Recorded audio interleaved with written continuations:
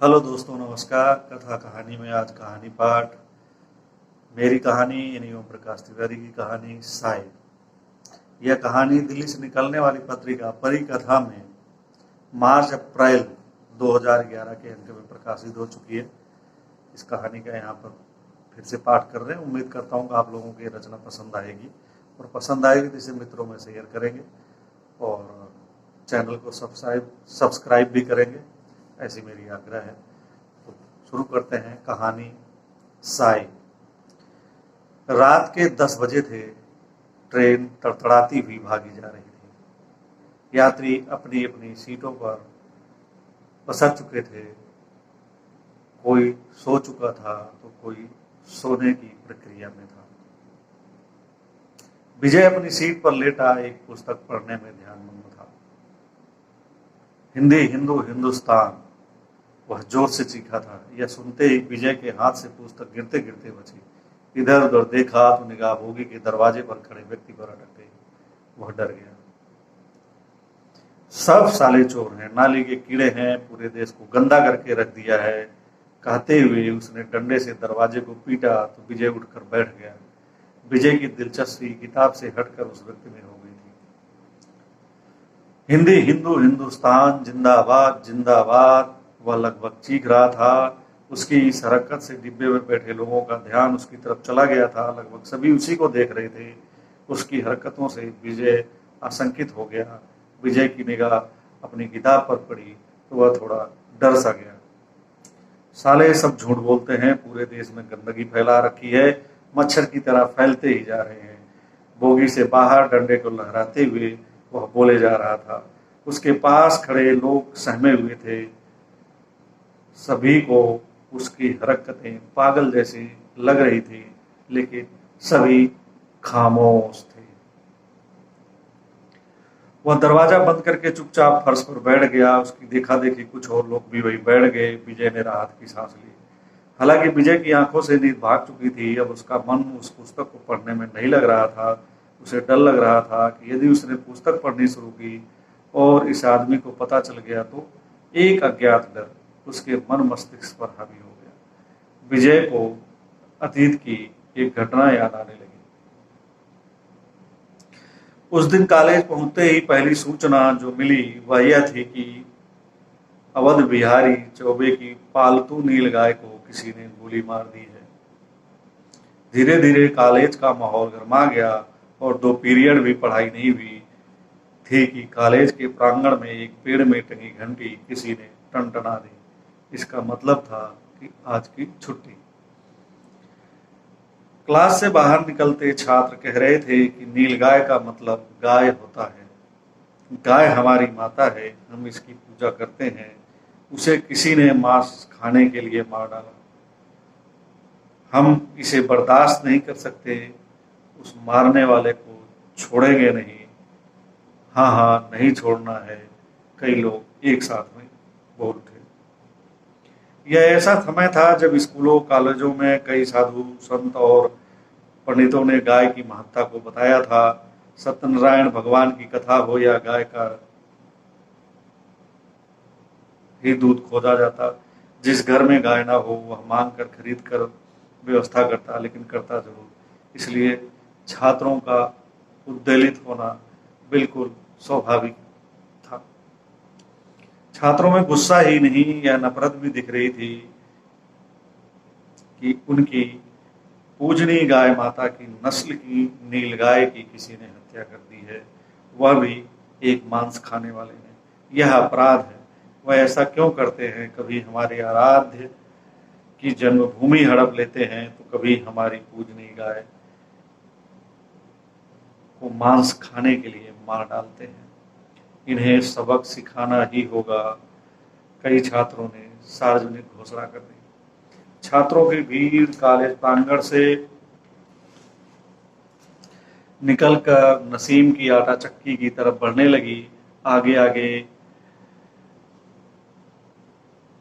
चौबे और उसके साथी नारे लगाते हुए चल रहे थे। बाजार के दुकानदार फटी आंखों से छात्रों के बढ़ते हुजूम को देख रहे थे। उनकी आंखों में एक ही सवाल था कि पता नहीं आगे क्या होगा। अवध बिहारी चौबे के चरित्र से सभी परिचित थे। वह पिछले 5 सालों से 12वीं में पढ़ रहा है। लोग यह भी कहते हैं कि वह कॉलेज केवल बदमाशी करने के लिए आता है। उसका नाम भी इस कॉलेज में नहीं है, वह प्राइवेट पढ़ रहा है। कॉलेज रोज आता है और हर दिन किसी न किसी से उसकी मारपीट होती है। लगभग ऐसा ही हाल उसके साथियों का भी है। आज ही नहीं, उसने इससे पहले भी कई बार इस इंटर कॉलेज की घंटी बजाई है। शिक्षक ही नहीं, प्राचार्य तक खड़े होकर देखते रह जाते हैं। बताते हैं उसके पिता किसी धार्मिक संगठन के बड़े नेता हैं। कई लोग उन्हें पूजने की हद तक चाहते हैं। छात्रों की भीड़ जैसे ही नसीम की आटा चक्की पर पहुंची, तोड़फोड़ शुरू हो गई। आटा चक्की पर कोई आदमी नहीं मिला तो भीड़ ने वहां लगे आम, अमरूद, नींबू और केले के पेड़ों को तहस नहस कर डाला। पेड़ों की एक एक डाल तोड़ डाली, आटा चक्की तोड़ डाली, मोटर को उखाड़ कर फेंक दिया। इसी धमा चौकड़ी में एक छात्र घायल हो गया। इसे चोट कैसे लगी, कई छात्रों ने एक साथ पूछा। एक छात्र जो उसके साथ था बताने लगा कि अमरूद की डाल तोड़ते समय उसका हाथ फिसल गया और वह जमीन पर गिर पड़ा। गिरते समय अमरूद की कोई टूटी डाल उसके पेट में घुस गई। चुप कर, क्या बकवास करता है, इसे गोली लगी है। चौबे दौड़कर उस लड़के के पास आया और बताने वाले लड़के को डांटते हुए कहा। घायल लड़के के जख्म से खून बह रहा था, लेकिन गोली की आवाज तो सुनाई नहीं दी। कईयों ने शंका व्यक्त की तो चौबे ने कहा कि नजदीक से गोली मारी गई है, इसलिए सुनाई नहीं दी। मैंने उसे गोली मारते देखा है, तो फिर पकड़ा क्यों नहीं? कईयों ने फिर प्रश्न किया। कोशिश की पर वह भाग निकला। किधर गया? उधर, चौबे ने सामने जंगल की तरफ इशारा किया। पहले इससे अस्पताल ले चलो, किसी ने कहा। नहीं नहीं, पहले इसे थाने ले चलते हैं, इसकी रिपोर्ट लिखवानी होगी, यह पुलिस केस है, चौबे ने कहा और घायल छात्र को लेकर अपने 2 दोस्तों की मदद से उठाकर थाने की तरफ चल पड़ा। वह तांगे पर बैठा और जख्मी छात्र को लेकर जा रहा था। पीछे पीछे छात्रों का हुजूम चल रहा था। देखने वाले हैरान और परेशान थे। सभी किसी अनहोनी की आशंका से सहम गए। एक जोरदार झटके के साथ ट्रेन रुक गई। उसने दरवाजा खोल लिया। स्टेशन के प्लेटफॉर्म पर एक दाढ़ी वाले को देखकर वह चीखा था कि इस सालों ने देश पर कब्जा कर रखा है, इन्हें देश से खेदना ही होगा। उसने डंडे को दरवाजे पर पीटते हुए नारा भी लगाया। विजय उसे देखने लगा। विजय को आश्चर्य हो रहा था कि उसकी इस हरकत से सभी यात्रियों को परेशानी हो रही है, लेकिन कोई कुछ नहीं बोल रहा है। इसी बीच ट्रेन फिर चल पड़ी। इसी के साथ चल पड़ी विजय की अतीत की ट्रेन भी। उस दिन थाने पहुंचने तक घायल लड़का बेहोश हो गया था। दरोगा ने रिपोर्ट लिख ली और घायल छात्र को अस्पताल भिजवा दिया, लेकिन चौबे इससे संतुष्ट नहीं हुआ। वह इस बात पर अड़ गया कि नसीम को गिरफ्तार किया जाए। इस पर दरोगा भी अड़ गया कि उसका कहना था कि रिपोर्ट लिख ली है, गिरफ्तारी भी हो जाएगी, पहले लड़के का उपचार तो हो जाए, उसका बयान लेना जरूरी है। उसका बयान लेना क्यों जरूरी है, जब हम कह रहे हैं कि उसे नसीम ने गोली मारी है तो मारी है। चौबे अपनी जिद पर अड़ गया। यह सब तो ठीक है, लेकिन घायल का बयान जरूरी है। दरोगा ने कहा, तो आप उसे गिरफ्तार नहीं करेंगे? चौबे ने कहा, मैंने इनकार तो नहीं किया। दरोगा ने कहा, नहीं, आप उसकी तरफदारी कर रहे हैं। मैं उसकी तरफदारी क्यों करूंगा? क्योंकि आप दोनों का धर्म एक है। नसीब, चौबे ने जोर देकर कहा, आपको गलत फहमी हो गई है। दरोगा ने कहा, गलत फहमी तो आपको हो गई है। क्या तुम बता सकते हो कि नसीम ने उसे गोली क्यों मारी? दरोगा कड़क कर बोला, तुम लोग उसकी आटा चक्की पर क्या करने गए थे? उसने मेरी गाय की हत्या की है। चौबे ने कहा, अच्छा, अब गाय भी मार डाली। जब गाय को मारा तो तुमने उसकी रिपोर्ट क्यों नहीं लिखवाई? रिपोर्ट लिखवाई नहीं और खुद बदला लेने चले गए। ऐसी बदमाशी तो नहीं चलेगी, इसकी जांच करनी पड़ेगी। दरोगा ने कहा, मैं तुझे अच्छी तरह से जानता हूं, अपने धर्म भाई की तरफदारी कर रहा है। चौबे सीधा तू तड़ाक पर आ गया। वह कुर्सी से उठा और जिस झोपड़ी के नीचे दरोगा बैठा था उसमें आग लगा दी। उसका ऐसा करना था कि छात्रों ने थाने में तोड़फोड़ शुरू कर दी। इस दौरान पुलिस ने बल प्रयोग करने का प्रयास किया, लेकिन संख्या में कम होने के कारण उसने मूक दर्शक बनना ही बेहतर समझा। इस बीच चौबे एंड पार्टी ने थाने का फोन काट दिया, लेकिन तब तक दारोगा घटना की जानकारी पुलिस अधीक्षक को दे चुका था।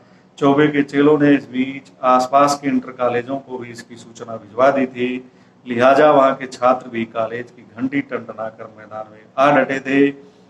इससे थाने के चारों ओर छात्र ही छात्र नजर आ रहे थे। उनमें से अधिकतर छात्र अपना धर्म ही निभा रहे थे, कई केवल मजा ले रहे थे, कई अपनी जिज्ञासा शांत करने के लिए डटे थे, कई अपने घरों को भी चले गए थे, कई इस जिज्ञासा में रुक गए थे कि देखें आगे क्या होता है। छात्र जब थाने में तोड़फोड़ कर रहे थे तो दारोगा ने कई बार गोली चलाने और लाठीचार्ज की धमकी दी, लेकिन छात्रों की संख्या को देखते हुए उसकी हिम्मत नहीं हुई। चौबे एंड पार्टी थाने पर अपनी जीत का जश्न मना ही रही थी कि पीएसी की कई गाड़ियां आ गई। उसमें से धड़ाधड़ पीएसी के जवान उतरने लगे। छात्रों की भीड़ उनकी तरफ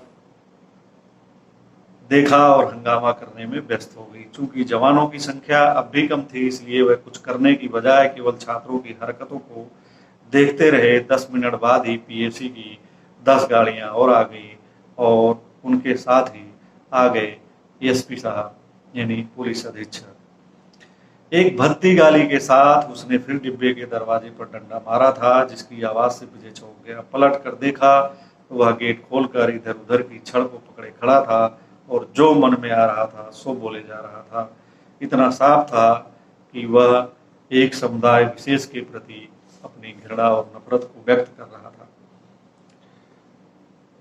विजय करवट बदल कर लेट गया।